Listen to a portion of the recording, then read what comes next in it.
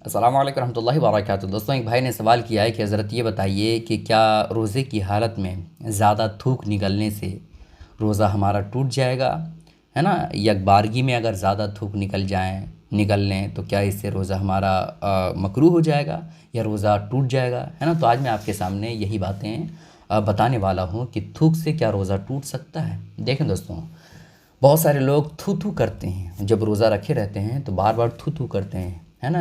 थूक को बाहर निकालते हैं। जब उनसे पूछा जाए कि भाई आप इतना ज़्यादा थूक क्यों रहे हैं, तो वो कहते हैं कि आपको पता नहीं कि ज़्यादा अगर थूक निकल लें तो ऐसी कैफियत में हमारा रोज़ा टूट जाता है। तो आप उनको समझाइए और ऐसे ज़हन रखने वाले को बताइए, जहाँ तक आपको मुनासिब हो सके आप बताने की कोशिश करें कि थूक से रोज़ा नहीं टूटता है। हाँ, थूक से रोज़ा टूट जाता है।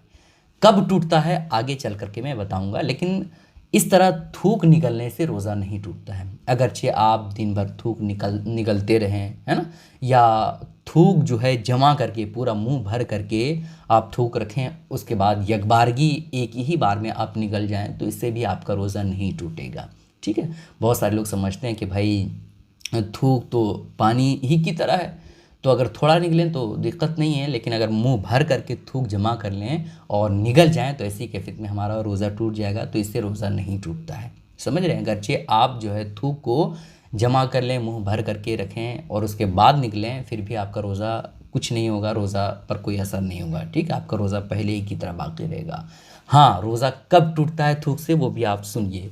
रोज़ा थूक से उस वक्त टूटता है कि आपने थूका, कहीं दूसरी जगह आपने थूक दिया और थूकने के बाद वही थूक आप फिर से चाट रहे हैं, तो ऐसी कैफियत में आपका रोज़ा टूट जाएगा।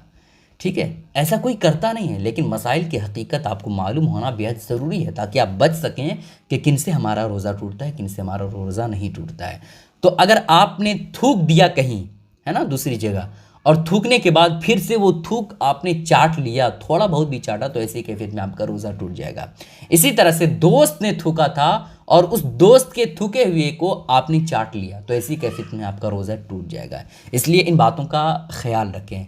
वैसे इस तरह के काम करना, जैसे ज़्यादा थूक मुंह में जमा करके निकलना, है ना, और बार बार थूक को जमा करके हलक के अंदर करना, ये एक तबीयत के ख़िलाफ़ है।